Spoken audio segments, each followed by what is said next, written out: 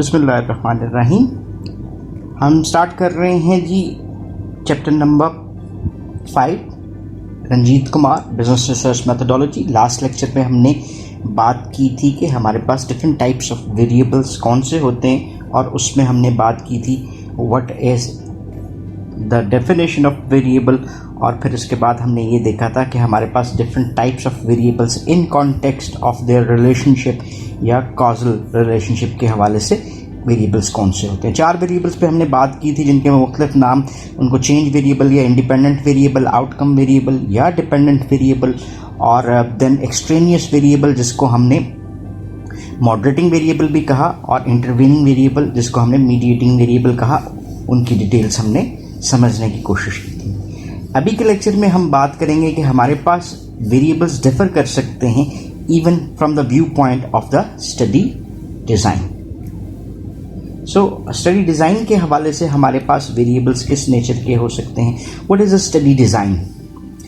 हमारी जो भी रिसर्च और रिसर्च स्टडी हम कर रहे होते हैं वो डिफरेंट नेचर की हो सकती है। अब वो डिफरेंट नेचर डिफरेंट मेथडोलॉजी मांगती है हमारे से कि हम किसी भी रिसर्च को किस तरह से आगे कंटिन्यू कर सकते हैं। सो रिसर्च डिज़ाइन जो हमारा अप्लाई हो रहा है उसी के हिसाब से हमारे पास डिफरेंट टाइप्स ऑफ वेरिएबल्स आते हैं। सो इसके हवाले से हमारे पास 2 वेरिएबल्स जिसके ऊपर हम बात करते हैं। पहला वेरिएबल है, इसको हम क्या कहते हैं जी, that is termed as active variable. Active variables हम उन वेरिएबल्स को कहते हैं जिनको हम अपनी मर्जी से मैनिपुलेट कर सकते हैं, चेंज कर सकते हैं या कंट्रोल कर सकते हैं। So there are different variables involved in a study, और उसमें से एक वेरिएबल जिसको हमने कहा कि जिसको हमने किसी अंदाज में चेंज करना चाहें, मैनिपुलेट करना चाहें या कंट्रोल करना चाहें तो हम उसको कंट्रोल कर सकते हैं। दूसरे टाइप्स ऑफ वेरिएबल्स, इसकी एग्जांपल अभी साथ ही देखते हैं। पहले दूसरे वेरिएबल को भी अंडरस्टैंड कर लें, that is the attribute variable. हमारी स्टडी रिसर्च के वो वेरिएबल्स जो कि मैनिपुलेट नहीं हो सकते, चेंज या कंट्रोल नहीं किए जा सकते, वो वेरिएबल क्या कहला रहे हैं? They are termed as attribute variables, और ये रिफ्लेक्ट करते हैं the characteristics of the study population. For example, जैसे हमारे पास एज का वेरिएबल आ जाता है, जेंडर, एजुकेशन, इनकम। ये वो वेरिएबल्स हैं जो कि हम अपनी मर्जी से मॉडिफाई नहीं कर सकते। फॉर इंस्टेंस, अगर हमारे पास कोई भी रिस्पोंडेंट्स आते हैं, ठीक है, वो रिस्पोंडेंट हमारी इस रिसर्च स्टडी का पार्ट है, तो अगर ए रिस्पोंडेंट है, बी है, उसकी एज 31 है, इसकी 28 है, 34 है, it can not be change because जो ओरिजिनल चीज़ है उसी तरह से ही रहेगी। अब इसी के कंट्रास्ट में अगर हम देखते हैं तो एक्टिव वेरिएबल्स कौन से कहला सकते हैं जिनको हम चेंज या मैनिपुलेट कर सकते हैं। जैसे फॉर इंस्टेंस, मैं देखता हूँ एक रिसर्च बनाते हैं, ये हम उस एज एन इंडिपेंडेंट वेरिएबल आ गया, और ये हमारे पास डिपेंडेंट वेरिएबल आ गया। इसको हमने ए कहा, इसको हमने बी कहा। इसको डिफाइन भी कर लेते हैं कि ये हमारा है टीचिंग। ये वेरिएबल कौन सा हो गया? Teaching method. और डी वेरिएबल क्या आ गया जी? That is termed as learning of the students. अब टीचिंग मेथोडोलॉजी हमने क्या किया, देखें जी, पहले ए थी, अब हम इसको कर लेते हैं बी, फिर हम इस मेथोडोलॉजी को कर लेते हैं सी। अब देखिए, है तो वेरिएबल टीचिंग, लेकिन टीचिंग मेथोडोलॉजी ए, टीचिंग मेथोडोलॉजी बी और टीचिंग मेथोडोलॉजी सी। और हम ये देखना चाहते हैं कि जब हम टीचिंग मेथड्स को चेंज करते हैं तो उस चेंज की वजह से हमारे जो डिपेंडेंट वेरिएबल लर्निंग है उसके ऊपर क्या इफेक्ट आ रहा है। सो टीचिंग मेथोडोलॉजी यहाँ पर हमारा क्या हुआ? एक्टिव वेरिएबल हुआ।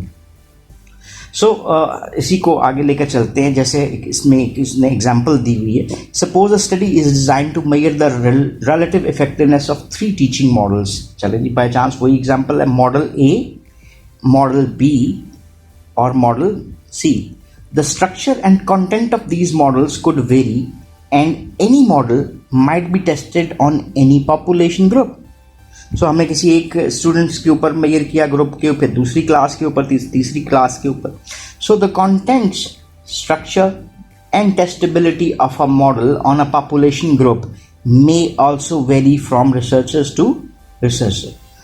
और अगर दूसरी तरफ देखते हैं तो a researcher does not have any control over characteristics of the students population such as, अब जो स्टूडेंट्स हैं उसकी एज के ऊपर हमारा कोई दखल अंदाजी नहीं है, जो है वही है, जेंडर जो है वही है, और मोटिवेशन टू स्टडी वो सेम रह रही है। इसको एक रिसर्चर मैनिपुलेट, चेंज, कंट्रोल नहीं कर सकता। So these characteristics of the study population are called attribute variables. However, a researcher does not have the ability to control or change the teaching models. She can decide what constitutes a teaching model and on which group of the students population it should be tested. So ये randomization का आपके सामने एक case आ जाता है। सो इस context में अगर हम देखें तो from the view point of the study design हमारे पास दो किस्म के वेरिएबल आए, जिसमें पहला वेरिएबल क्या है, active variable.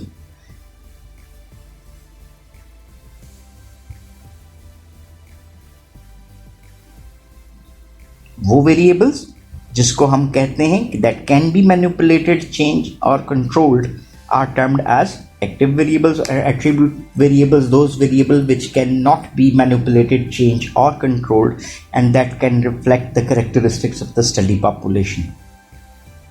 So that's all about this lecture. Next lecture में हम next type of different variables है उसको study करने की कोशिश करेंगे. So if you have any questions or queries, you can ask in the comment section. Thank you very much for watching this video. Have a nice time. Allah Hafiz.